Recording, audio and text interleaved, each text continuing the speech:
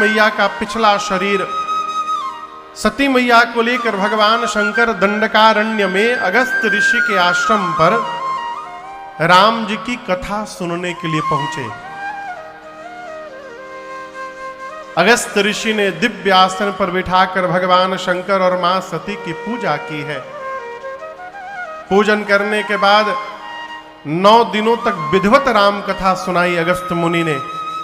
लेकिन आपको दर्शन करूं, कथा केवल भगवान शंकर श्रवण किए। गोस्वामी जी कहते हैं, सुनी महेश परम सुख मानी। सती मैया बैठी रही मात्र, लेकिन कथा नहीं श्रवण की। क्यों नहीं श्रवण की? पूर्वाग्रह के कारण। जिस समय अगस्त ऋषि भगवान शंकर मां सती की पूजा कर रहे थे, सती मैया ने सोच लिया कि यदि कथावाचक श्रोता की आरती उतार रहा है तो ये कौन सी कथा सुनाएंगे, भगवान मालिक है, ई का सुनाई है। अब मन में ऐसा बैठ गया कि ये क्या सुनाएंगे। ऐसा पूर्वाग्रह बैठा कि पांडाल में बाबा के बगल में विराजमान होने के बाद भी सती मैया नहीं सुनी।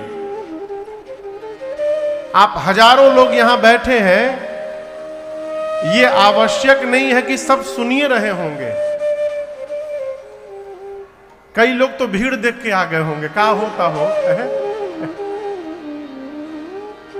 कई लोग इसलिए आए होंगे कि लोग जाने कि हम भगत हैं।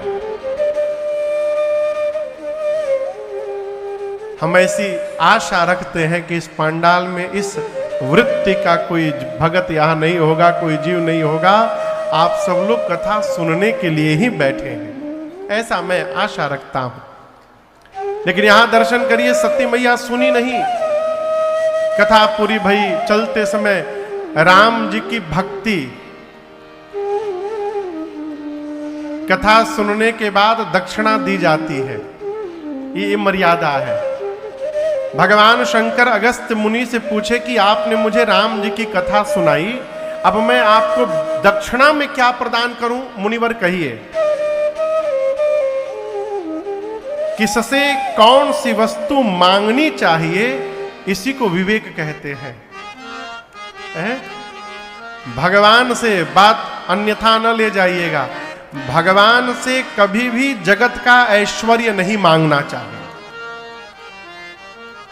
क्यों नहीं मांगना चाहिए?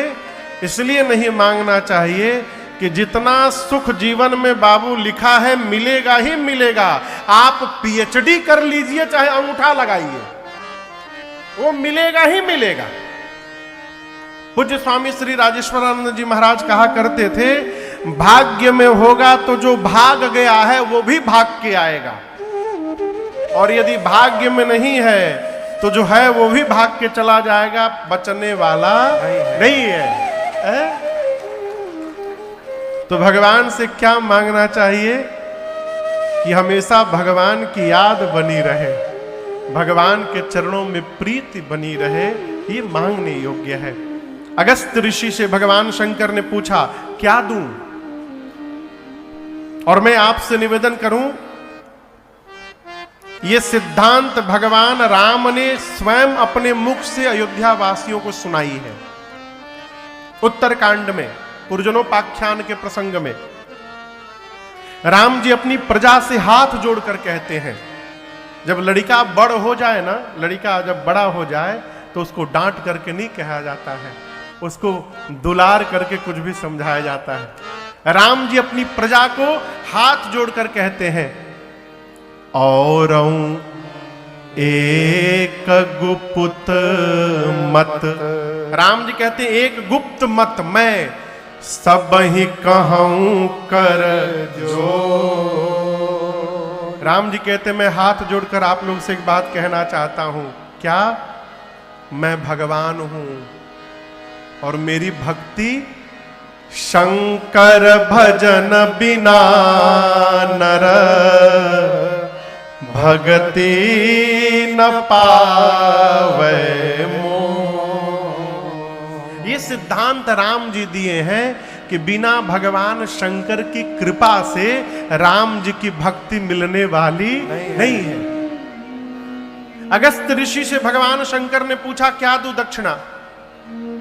अगस्त मुनि सोचने लगे, जिन राम जी की कथा मैंने सुनाई है उन राम जी की भक्ति देने का काम भगवान शंकर ही किया करते हैं। अब इससे श्रेष्ठ अवसर भक्ति प्राप्त करने का नहीं मिलेगा।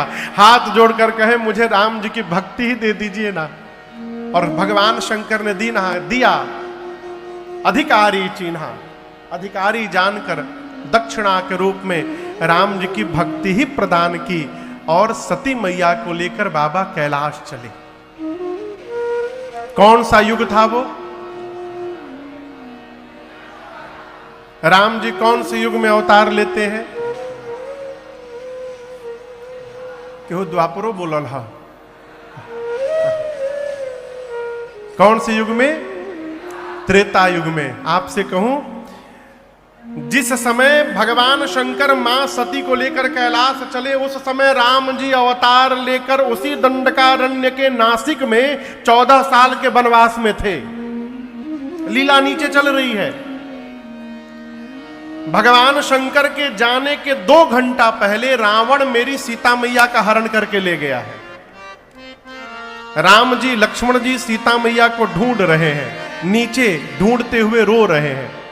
ऊपर से आकाश मार्ग से भगवान शंकर मां सती के साथ कैलाश जा रहे हैं और जाते जाते हृदय विचारत जात हर के ही विधि दर्शन हो, गुप्त रूप अवतरे प्रभु गए जान सबको। बाबा सोचने लगे कि जिन प्रभु की कथा सुनकर कान को मैंने तृप्त किया है, मेरे प्रभु नीचे ही लीला कर रहे हैं। यदि दिखाई पड़ जाए ना तो आनंद हो जाए है? जा क्यों नहीं सकते शंकर जी? क्योंकि राम जी गुप्त रूप में अवतार लिए हैं। बाबा सोचने लगे कैसे दर्शन होगा, मैं जा नहीं सकता हूं, कैसे दर्शन होगा? और ये दर्शन करिए, यदि मन में दर्शन की चाह जग जाएगी तो दर्शन मिलेगा ही मिलेगा। अरे कहियो न कहियो बरसी सेवाती, ओही दीन आई हरि जी के पारी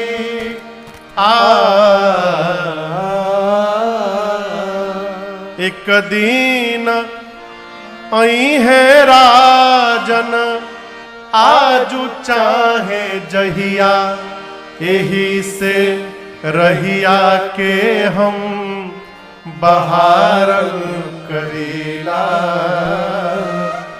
प्रभु जी के रहिया रोज निहारल करीला, निहारल करीला। भगवान उसी को दिखाई पड़ते हैं जो भगवान को देखना चाहे। ये सत्य मानिएगा। मन में यदि दर्शन की चाह जग जाएगी तो भगवान दिखाई पड़ेंगे, और यदि चाह नहीं है तो मंदिरों में जाने के बाद भगवान नहीं दिखाई पड़ेंगे। जीव झूमर देख के चला आता है, बहुत बड़हन झूमर रहा। अरे मंदिर में झूमर देखने गए थे कि भगवान को देखने गए थे? बाबा ने मन में चाह की कि ही विधि दर्शन होए। राम जी समझ गए बाबा दर्शन करना चाहते हैं। लक्ष्मण जी से राम जी बोले, लक्ष्मण तनिक उधर चल के सीता जी को ढूंढ लिया जाए। किधर? जहां ऊपर शंकर भगवान खड़े थे। राम जी नीचे आए, बाबा ने देखा, ए जी शंभु समायते राम देखा, शंभु समायते राम देखा,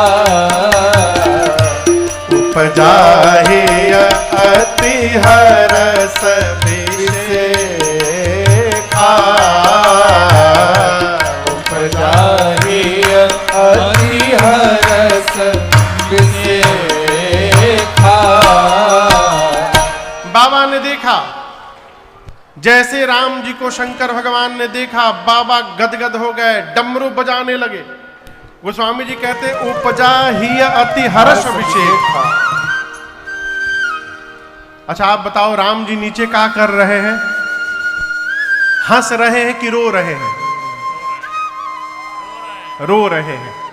आप जिसको बहुत प्रेम करेंगे वो रोता हुआ दिखाई पड़ेगा तो आप नाचेंगे? कहिए। शंकर भगवान तो राम जी को रोते हुए देख के गदगद हो गए। उपजा ही अति हर्ष विशेष। बाबा क्यों गदगद हो गए? उदाहरण दर्शन करिए। नाटक कभी देखे? नाटक हम सुने भदोही में रामलीला बहुत होता है।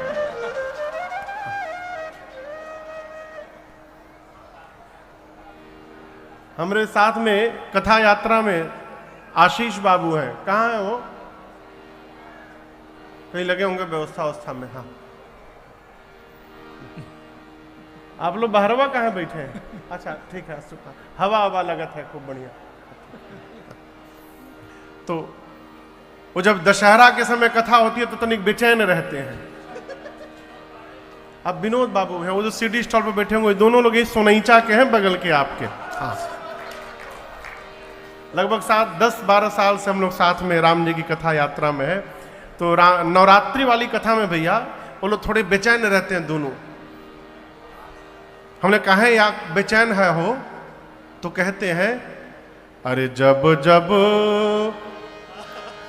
आवे याद करे जा कुहू के ला। जब जब आवे याद करे जा।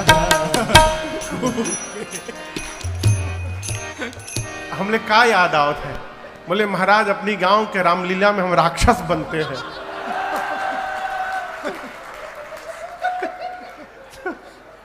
क्यों कह रहा हूं मैं? दर्शन करिए। यदि किसी का बच्चा थिएटर में एक्टिंग कर रहा हो, स्टेज के ऊपर थिएटर में खचाखच दर्शक भरे हो और उस बच्चे की एक्टिंग को देखकर पूरा थिएटर रो रहा हो, पूरा थिएटर तो रोएगा लेकिन उस एक्टिंग करने वाले बच्चे के पिताजी गदगद हो जाएंगे। क्यों गदगद होंगे? ये सोच करके कि क्या अद्भुत एक्टिंग कर रहा है मेरा बेटा कि पूरा थिएटर रो रहा है। अद्भुत। पिताजी नहीं रोएंगे, पिताजी गदगद होंगे। उसी प्रकार राम जी को रोते हुए देख बाबा गदगद हो गए। बोले जय हो प्रभु, क्या अद्भुत लीला कर रहे हैं आप। लग रहा है मानो सही में रो रहे हैं। जय हो जय हो। बोलिए सच्चिदानंद भगवान की जय। ये तो एक कारण। नाचने का दूसरा कारण, भगवान शंकर सोचे सीता मैया का हरण हो गया है, अब थोड़ी देर में 1 घंटे में 9 बजे राम जी जटायु जी को गति दे देंगे। 12 बजे शबरी जी के पास पहुंच जाएंगे। 3 बजे तक वहां जलपान करके रहेंगे। 3 बजे निकलेंगे। 4 बजे पंपा सरोवर, 5 बजे शाम को पहुंचेंगे ऋषिमुख पर्वत। और जैसे वहां पहुंचेंगे सुग्रीव हनुमान जी को भेज देंगे राम जी के पास पता लगाने के लिए। शंकर जी सोचे मैं ही तो हनुमान बनकर के नीचे गया हूं, आज राम जी की शरण में जाने वाला दिन आ गया है। ऐसा सोच के गदगद हो गए। बाबा ऊपर से बोले हे सच्चिदानंद भगवान आपकी जय हो जय हो जय हो। जय जयकार किए और सती मैया के साथ आगे बढ़ गए। यहीं से पूरी लीला प्रारंभ हुई। शंकर भगवान के प्रणाम ने मां सती को भ्रम में डाल दिया। सती मैया सोचने लगी ये भगवान नहीं हो सकते हैं, भगवान तो सब जानते हैं। यदि ये भगवान होते तो इनको पता रहता कि मेरी पत्नी कहां पर है। कहीं भगवान भी रोवत है मेहरारू बदे। ये भगवान नहीं है, भगवान नहीं है। ना ना ना, पूरा जगत शिव को प्रणाम करता है। शिव ने एक जीव को प्रणाम किया, वो भी कहीं सच्चिदानंद परधामा। ये भगवान नहीं है। बाबा ने खूब समझाया, देवी मुनि धीर जोगी सिद्ध संतत विमल मन जेहि ध्यावहि कहिने पुराण आगम जासु कीरति गावही सोई राम व्यापक ब्रह्म भुवन निकायपति माया धनी अवतरे अपने भगत हित निज नित रघुकुल मणि अवतरे अवतरे अवतरे अपने भगत हित। भगवान शंकर ने कहा, देवी, जिन राम जी की कथा अगस्त्य मुनि ने सुनाई, जिन राम जी की भक्ति दक्षिणा के रूप में मैंने अगस्त्य मुनि को प्रदान की, ये मेरे वही इष्ट प्रभु श्री राम है। मुनि लोग, धीर योगी, सिद्ध, निरंतर निर्मल मन से जिनका ध्यान करते हैं, ये वही परब्रह्म परमात्मा है।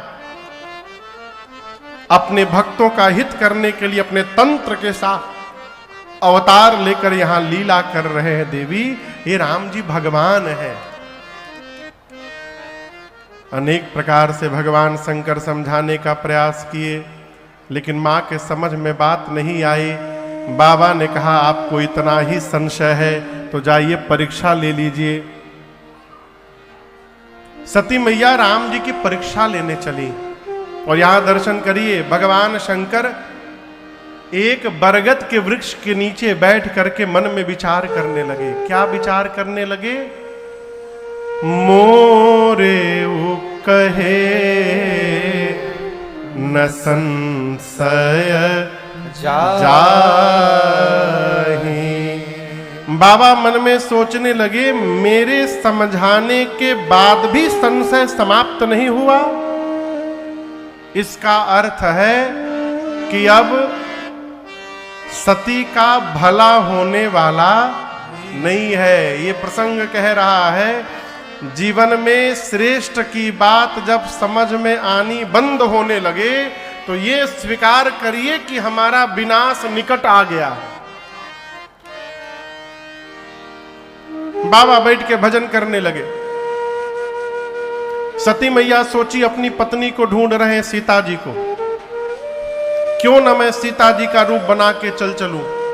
ये भगवान नहीं है, मैं जानती हूं, मुझे देखते सीता सीता कह के दौड़ आएंगे। वही रूप बनाकर आगे आगे होके चलने लगी। आपसे बताऊं, राम जी से पहले लक्ष्मण भैया ने देखा और लक्ष्मण भैया मन ही मन बोले, भाभी नहीं है मेरी, नकली भाभी है। क्यों? मेरी भाभी भैया के आगे नहीं चलती है, मेरी भाभी भैया के पीछे पीछे चलती हैं, ये आगे चल रही है। राम जी ने देखा, दोनों हाथ को जोड़कर कहा, मैं दशरथ नंदन राम आपको प्रणाम करता हूं। मां अकेले कहां घूम रही हैं, बाबा कहां हैं? जैसे राम जी ने पूछा, कहे वो बहोरी कहां? सती मैया के पांव के नीचे से धरती खिसक गई। अपने अपराध का बोध हुआ और आप दर्शन करिए, बिना कुछ कहे शंकर भगवान के पास लौट गई। बाबा ने सीधा प्रश्न किया। आपको एक बात बताऊं, शंकर भगवान भी बेचैन है, बाबा भी परेशान है। क्यों? इस पंडाल को नापा जा सकता है? आपसे पूछ रहा हूं, कहिए क्यों? क्यों नापा जा सकता है? जौन समझ में आओ तो न कहिए। हां, इस पंडाल के प्रारंभ का भी पता है और अंत का भी पता है। जिसके प्रारंभ का पता और अंत का पता है उसको जाना जा सकता है। शंकर जी इसलिए परेशान है कि मेरे भगवान के न प्रारंभ का पता है न उनके अंत का पता है, तो ये सती उनको जान कैसे पाएंगी? किस विधि से? बाबा वो विधि जानना चाहते, इसलिए जैसे मैया गई शंकर जी ने कहा कुछ नहीं कहिएगा, लीन परीक्षा कवन विधि कहु सत्य सब बात। आप देवी वो विधि बताइए, किस विधि से आपने परीक्षण किया। सती मैया सही बताना चाहती थी, परंतु जिस माया का चेहरा बनाया था उस माया ने सिर पे डेरा जमा लिया और मां के मुख से असत्य निकल गया। कछु न परीक्षा लीन गुसाई, कछु न परीक्षा लीन गुसाई, कीन्ह प्रणाम तुम्हारे नाई, कीन्ह प्रणाम तुम्हारे नाई। तब शंकर देखे उधरी ध्यान, तब शंकर देखे उधरी ध्यान, सती झुके चरित सब जाना, सती जोगे चरित सब जाना, सती जोगे चरित सब जाना। मैया ने असत्य कह दिया, कहा प्रभु मैंने कोई परीक्षण नहीं किया। बाबा ने पूछा फिर क्या किया। मैया ने कहा जो आपने किया, कीन्ह प्रणाम तुम्हारी नाई। इसका एक अर्थ तो ये है कि मां कहती हैं जैसे आपने दूर से प्रणाम किया था उनको, मैं भी पास नहीं गई, दूर से ही प्रणाम करके मैं भी चली आई। दूसरा अर्थ, मां कहती है मैं परीक्षण लेने तो गई, लेकिन मैं परीक्षा लेती उसके पहले जैसे आपने उनको प्रणाम किया था उन्होंने मुझे प्रणाम कर लिया। कीन्ह प्रणाम तुम्हारी नाई, मैं चुपचाप चली आई। शंकर भगवान मन में सोचे इम्पॉसिबल है, इतना समझाया समझ में बात नहीं आई और बिना परीक्षा लिए चली आई। बाबा ध्यान में गए, ध्यान में जाकर बाबा ने सब देखा। क्या देखा? सती कीन्ह सीता कर वेशा। बाबा ने देखा मेरी सती ने मेरी मां का रूप धारण कर लिया। अब आप इस प्रसंग को समझिएगा। शंकर भगवान के सामने अब समस्या क्या है, मैं उदाहरण दे रहा हूं। यदि कोई व्यक्ति आपको ठग ले, आप समझ रहे हैं ना, कोई व्यक्ति यदि आपको ठग ले तो उसके बाद जीवन में जब जब वो व्यक्ति दिखाई पड़ेगा आपको सबसे पहले कोई बात याद आएगी, अरे ठगवा है, हमको ठगा था एक दिन। और भले कुछ याद आवे चाहे ना याद, ये पहले याद आएगा। शंकर भगवान क्या सोच रहे हैं कि अब आज के बाद सती जब जब दिखाई पड़ेंगे तो मुझे यही स्मरण में आएगा कि सती ने मेरी मां का रूप बनाया था, और जिसको देखने के बाद मां याद आएगी उसके साथ मैं गृहस्थ धर्म का निर्वाह कैसे करूंगा। प्रिया है, त्याग नहीं सकता हूं, गृहस्थ धर्म में अब गति नहीं कर सकता हूं। ऐसा द्वंद्व आया भगवान शंकर के सन्मुख। बाबा ने नेत्र बंद किया, राम जी के चरण का स्मरण किया और मन में संकल्प कर लिया, एहि तन सती ही भेट मोहि नाहि, शिव संकल्प के न मन माहि, शिव संकल्प के न मन माहि, शिव संकल्प के न मन माहि। चलत गगन महेश भले भगत चिड़ाए, जय महेश भले भगत चिड़ाए, जय महेश भले भगत चिड़ाए। बाबा ने प्रण कर लिया, संकल्प किया, आज के बाद सती जब तक अपने इस शरीर में है मेरा सती का भेंट होने वाला नहीं। बाबा ने त्याग कर दिया। आकाशवाणी ने भगवान शंकर की जय जयकार की। सती मैया ने बार बार पूछा, प्रभु आपने कौन सा प्रण कर लिया? बाबा बताए नहीं। कैलाश लेकर गए, कैलाश जाकर बाबा सीधे समाधि में प्रवेश कर गए। शंकर सहज स्वरूप संहारा, सहज स्वरूप संहारा। इसका एक विशेष अर्थ में आपसे निवेदन करूं, शंकर भगवान ने जिनका सहज स्वरूप है उनका संहार किया। सहज स्वरूप किसका है? राम जी का। अर्थात राम जी को हृदय में धारण करके राम जी का दर्शन करने लगे और ऐसा दर्शन प्राप्त हुआ कि समाधि लग गई। कितने दिन समाधि में रहे? 87,000 वर्ष। कितने दिन रहे?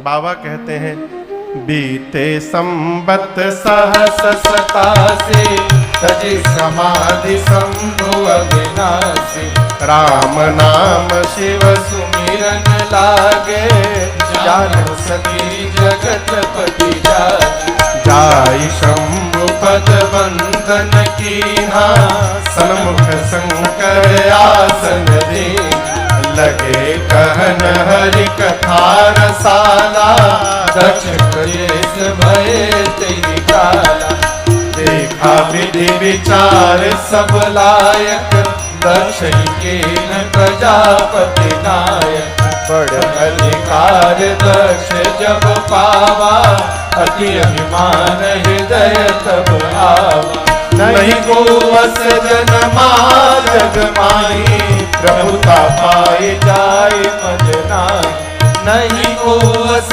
जनमा जग माही, प्रभुता पाए जाए मद नाई।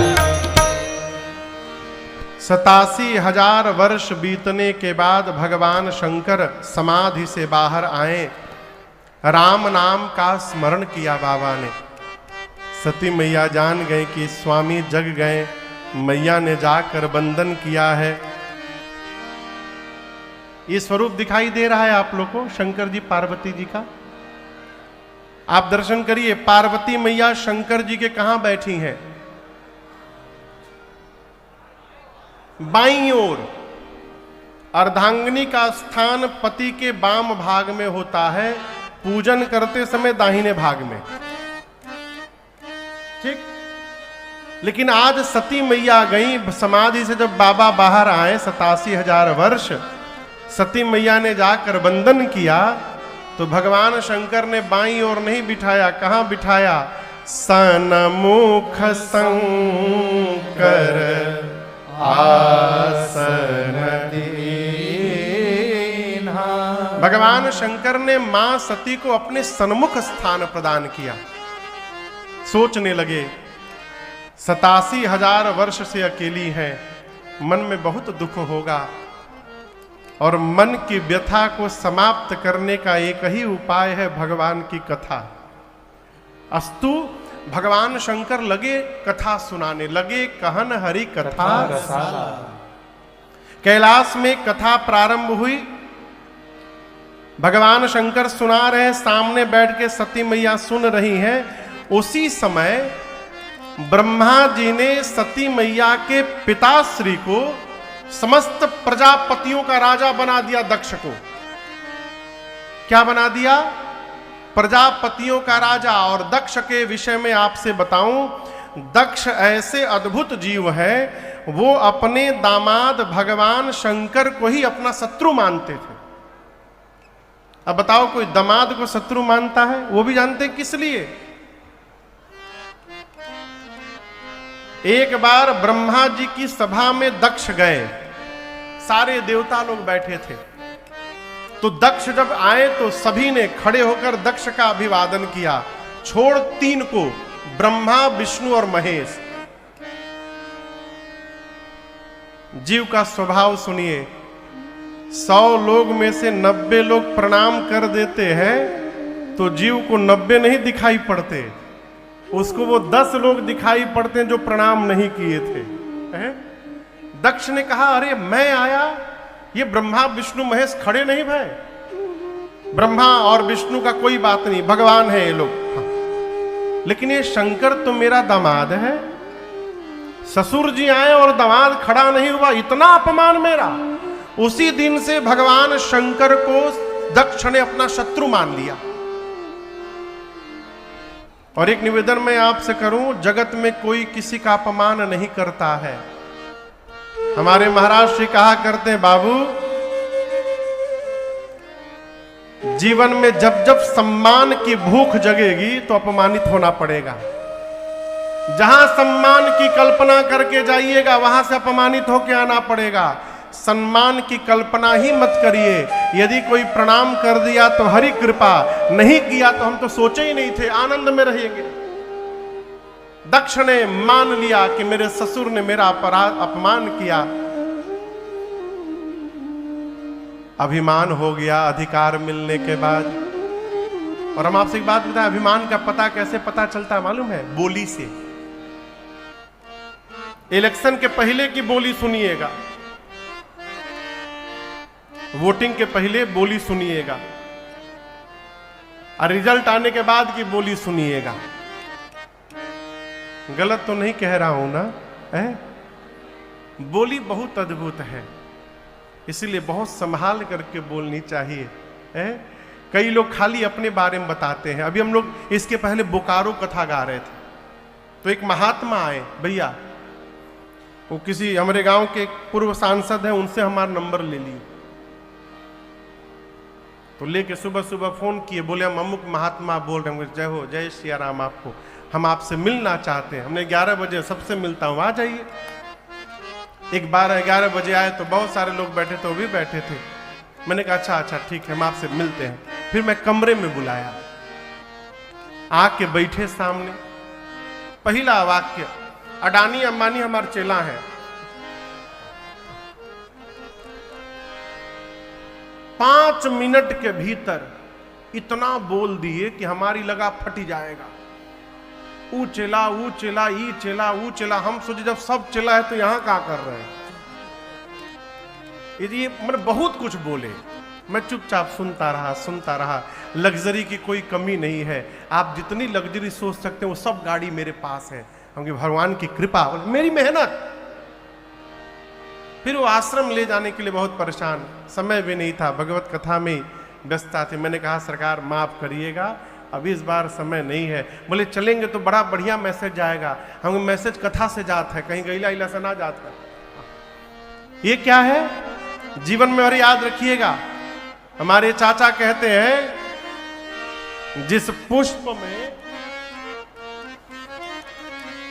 पुष्प में खुशबू होती है ना, अगल बगल से गुजरने वाले को पता चलता है कि इसमें खुशबू है।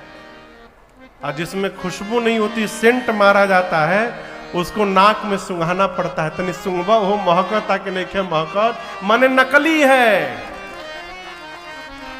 जहां होता है वहां बताना नहीं पड़ता, और जहां बताना पड़ता है वहां कुछ होता नहीं है। अभिमान में बोली बदल जाती है। इसलिए पूज्य भिक्षु जी महाराज कहते हैं, ये जो जीवन